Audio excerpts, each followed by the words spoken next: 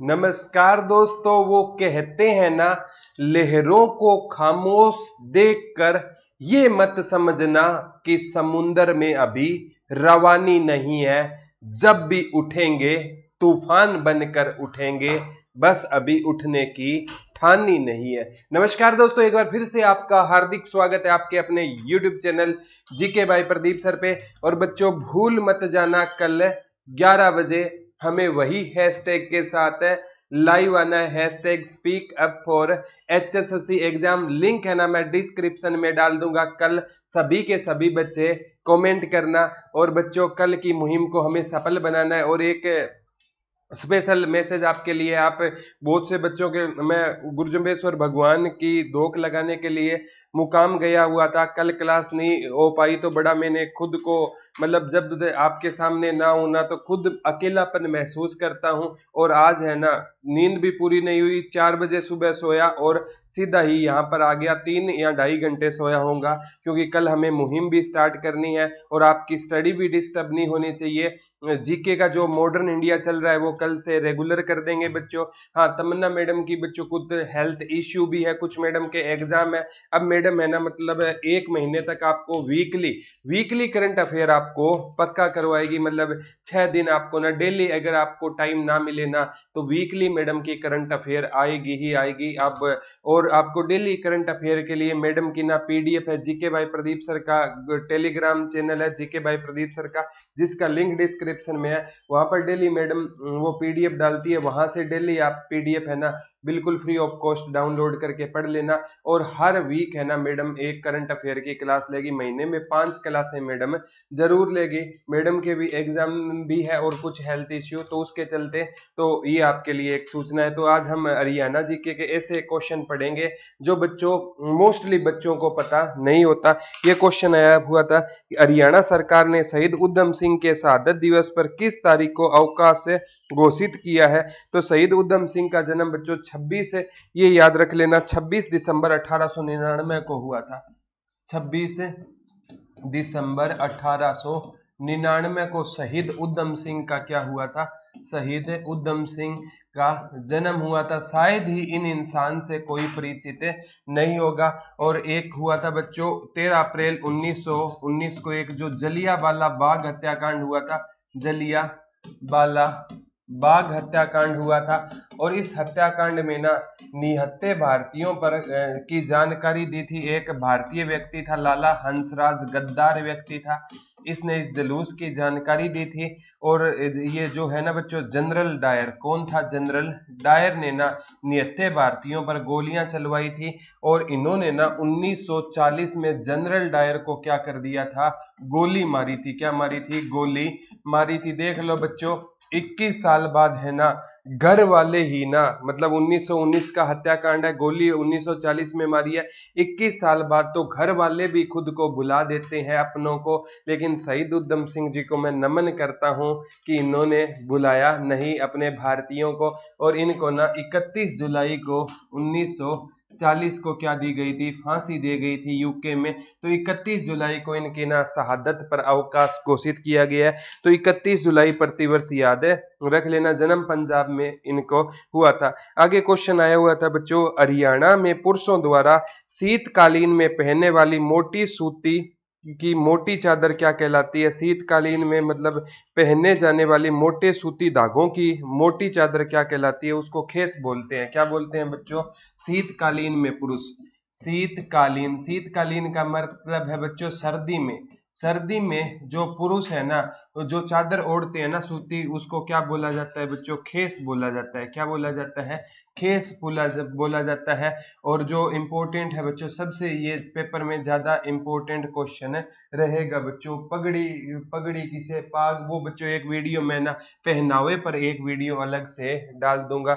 सैनिक स्टाइल की पगड़ी को साफा बोला जाता है, तो वो एक है ना अलग से मैं वीडियो डाल दूंगा। आगे क्वेश्चन आता है बच्चों, बहुत बार पेपर में आया हुआ है, ठीक है, कि हरियाणा में आयोजित एंटी रोमियो दस्ते का नाम क्या है? तो एंटी रोमियो दस्ते का नाम है ऑपरेशन दुर्गा। 13 अप्रैल 2017 को शुरू हुआ था। Anti Romeo, anti Romeo operation का नाम क्या रहेगा?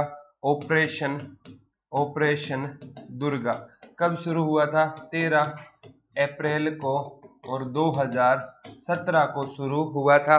और बच्चों ये इंपॉर्टेंट है, ये एग्जाम में आ चुका है। 13 अप्रैल को भी बैसाखी होती है ना, क्या होती है? बैसाखी वाले दिन भी जलियांवाला बाग हत्याकांड हुआ था। और ऑपरेशन दुर्गा ये पूछा जा सकता है किस राज्य की तर्ज पर है? जो एंटी रोमियो है ना, ये चला था उत्तर प्रदेश में, और उत्तर प्रदेश में एंटी रोमियो चला था, और हरियाणा में इसको नाम दे दिया गया ऑपरेशन दुर्गा। ये मंचलों पर लगाम लगाने के लिए इस ऑपरेशन की शुरुआत की गई थी। और वो गालिब अक्सर कहा करते थे कि जिसके खुद के घर शीशे के बने होना, उनको दूसरों के घरों में पत्थर नहीं फेंकने चाहिए। तो हमारे भी घर में मतलब ये सब बहन और बेटियां होती है, तो हमें सब की बहन बेटियों की इज्जत करनी चाहिए। तो ऑपरेशन दुर्गा 13 अप्रैल 2017 याद कर लेना, एग्जाम में 101% ये क्वेश्चन पूछा जाना संभावित है। आगे आता है भारोत्तोलन में मलेश्वरी ने सिडनी आयोजित ओलंपिक में कांस्य पदक जीता था, वो कौन से वर्ष में जीता था? तो सन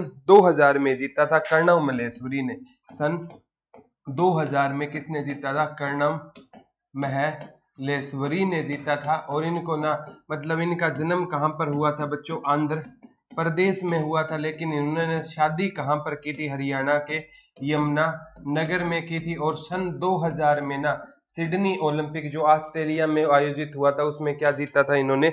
मेडल जीता था, कांस्य पदक जीता था। ये याद कर लेना बच्चों। इन्हें 1995 में राजीव गांधी खेल रत्न पुरस्कार से नवाजा गया। 1995 में ना इनको मतलब इससे पहले ही क्या मिल चुका था? राजीव गांधी खेल रत्न, जो भारत का सर्वोच्च खेल रत्न पुरस्कार है। इसकी राशि में चेंज कर दिया गया है, वो आपको मैंने अलग से वीडियो डाल दी है।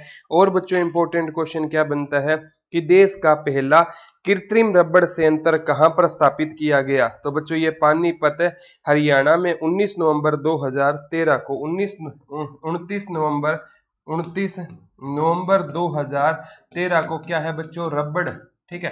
देश का रबड़, ये पेपर में ना बच्चों एक किस पेपर में आता है? आया था, मैं बताऊंगा। ये बच्चों एक पेपर हुआ था मंडी सुपरवाइजर को, उसमें आया था देश का पहला कृत्रिम रबड़ संयंत्र। देश का पहला कृत्रिम रबड़ संयंत्र कहां पर लगा? तो देश का पहला कृत्रिम रबड़ संयंत्र कहां पर लगा था? तो रबड़ संयंत्र है ना पानीपत में लगा था। पानीपत में लगा था। पानीपत है ना लड़ाइयों के लिए जाना जाता है। 1526 में पहली, 1556 में दूसरी, 1761 में तीसरी। पहली बाबर जीता, दूसरी अकबर जीता, तीसरी अहमद शाह अब्दाली जीते थे। तो ये याद रखना बच्चों। आगे क्वेश्चन आता है, मोतीलाल नेहरू स्पोर्ट्स विश्वविद्यालय सोनीपत को प्रचलित तौर पर माना जाता है।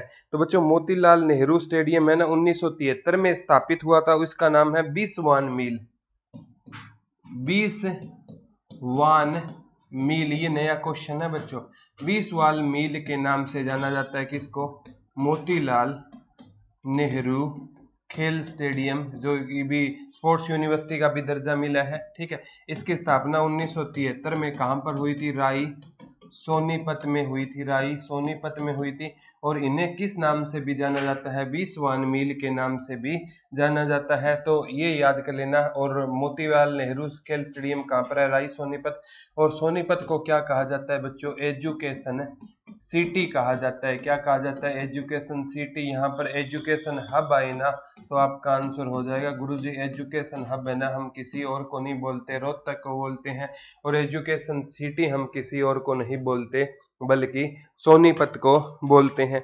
आगे आता है बच्चों, हरियाणा में एकमात्र परमवीर चक्र विजेता कौन है? तो मेजर होशियार सिंह है। मेजर होशियार सिंह एकमात्र परमवीर चक्र विजेता, एकमात्र परमवीर चक्र विजेता कौन है? तो मेजर होशियार सिंह है। कौन रहेंगे बच्चों? मेजर होशियार सिंह। मेजर होशियार सिंह रहेंगे। और इनका बच्चों एक बार ये भी पेपर में पूछा गया था, इनका संबंध कहां से? सिसाना सोनीपत से। सिसाना सोनीपत से संबंध है। सिसाई है ना वो हिसार में रहेगा, और सिसाना कहां पर रहेगा? सोनीपत में रहेगा। तो मेजर होशियार सिंह एकमात्र परमवीर चक्र विजेता है, जो सेना के में मतलब प्रमुख है, मेडल दिया जाता है। ये पेपर में बहुत बार पूछा गया है।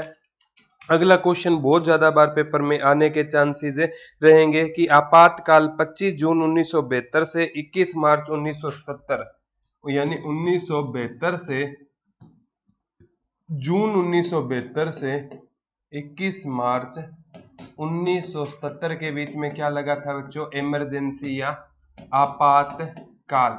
इस पर कौन सा ग्रंथ लिखा गया था बच्चों? सुबर ज्योत्सना। सुबर ज्योत्सना लिखा गया था। और सुबर ज्योत्सना में क्या कहा गया है कि इंदिरा गांधी है ना, उस टाइम कैसे राष्ट्रपति को ना अपने हाथों पर नचाया करती थी, क्योंकि राष्ट्रपति शासन में ना प्रधानमंत्री का रोल राष्ट्रपति से क्या होता है? ज्यादा होता है। उसी पर लिखा गया था, सुबर ज्योत्सना लिखा गया था, ये ग्रंथ है। और इसमें ना जो वीडी जत्ती थी ना, उनकी ना मजाक भी बनाया गया था। मतलब फखरुद्दीन अली अहमद का नाम सुना होगा ना, फखरुद्दीन अली अहमद, ठीक है। तो उनका इसमें ना कार्टून भी छपा था कि वो बिना देखे ही क्या कर दिया था, उन्होंने साइन कर दिया था। तो वो कुछ अलग किस्से होते हैं। तो आपको याद रखना है कि ये इसके बीच में कौन सा ग्रंथ प्रकाशित हुआ था? तो सुबर ज्योत्सना प्रकाशित हुआ था।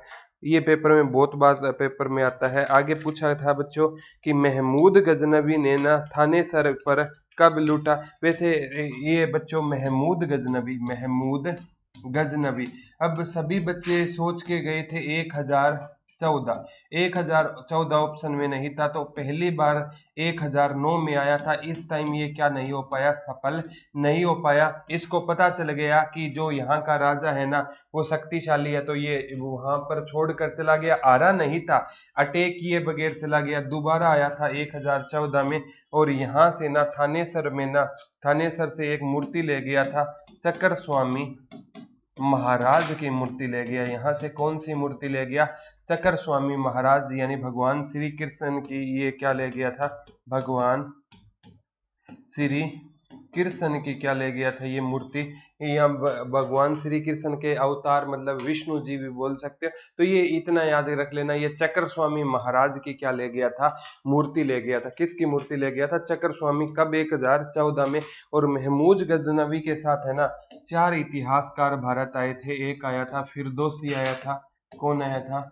फिरदौसी आया था। एक आया था कुतुबी आया था। एक आया था फारूकी आया था। एक आया था अल बेरूनी आया था। कौन आया था? अल बेरूनी। याद ना रहे तो महमूद गजनवी के साथ उसके कौन आए थे? फूफा भारत आए थे। एफ से फिरदौसी, यू से कुतुबी, एफ से फारूकी और ए से अल बेरूनी। तो ये 4 भारत आए थे। किसके साथ?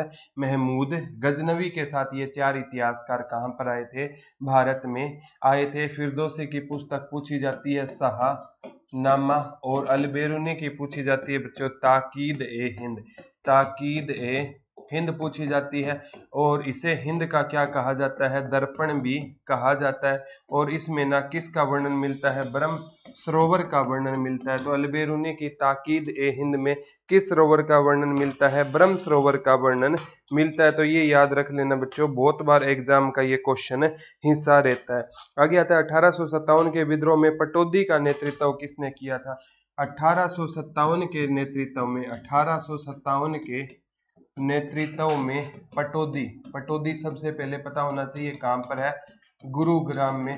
यहाँ का नेतृत्व किसने किया था बच्चों? अकबर अली ने किया था। किसने किया था? अकबर अली ने किया था।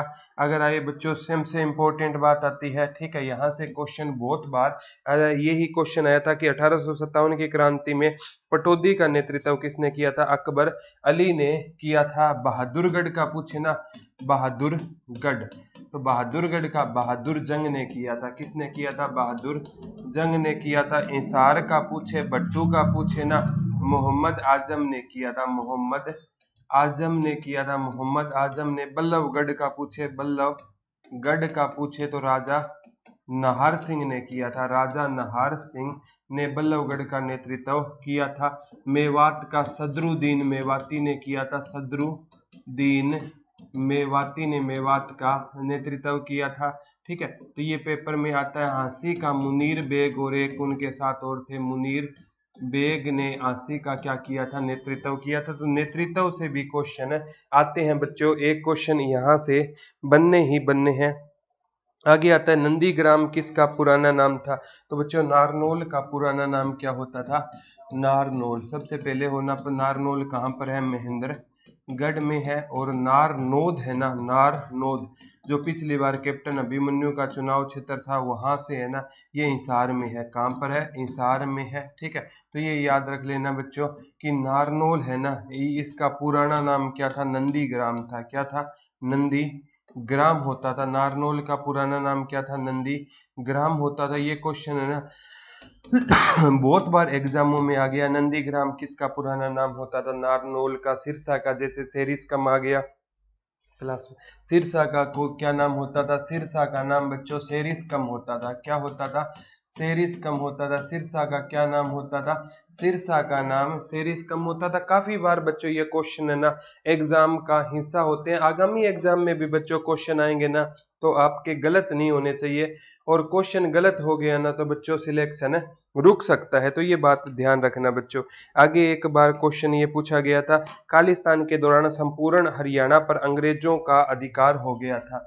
कब हरियाणा पर, कब हरियाणा पर पूरी तरह अंग्रेजों का अधिकार हो गया? अंग्रेजों का अधिकार हो गया तो बच्चों 1809-10 में हरियाणा पर पूर्ण रूप से किसका अधिकार हो गया? अंग्रेजों का। मैं बताता हूँ 1756-57 में ना, ये क्वेश्चन बहुत बार आ गया। हरियाणा किसके अधीन था? हरियाणा मराठों के अधीन था। 1803 में मराठों ने एक संधि की थी जिसका नाम था सुरजी अंजन की संधि। उसके तहत मराठों ने ना, मराठों का एक व्यक्ति था जिसका नाम था दौलत राव सिंधिया, ये नाम रट लेना। दौलत राव सिंधिया ने ना अंग्रेजों को ना हरियाणा क्या कर दिया? 1903 में बेच दिया। लेकिन पूर्ण रूप से हरियाणा पर अंग्रेजों का कब्जा कब हुआ? 1809-10 में। सुरजी अंजन गांव की संधि भी 1803 आ गई। 1756-57 मराठे वाला भी आ गया, ये भी आ गया। तो ये क्वेश्चन है ना बच्चों जो करवा रहा हूं ना, ये समझ लेना मोस्ट सिलेक्टेड क्वेश्चन है, आगामी एग्जाम में भी यहाँ से पूछे जाएंगे। आगे आता है फार्मा पार्क हरियाणा में कहाँ पर है? करनाल में। ऑप्शन के हिसाब से भी कई बार क्वेश्चन फार्मा पार्क कहाँ पर रहेगा? हमारा करनाल में रहेगा। कहाँ पर रहेगा बच्चों? करनाल में। कौन सा पार्क रहेगा?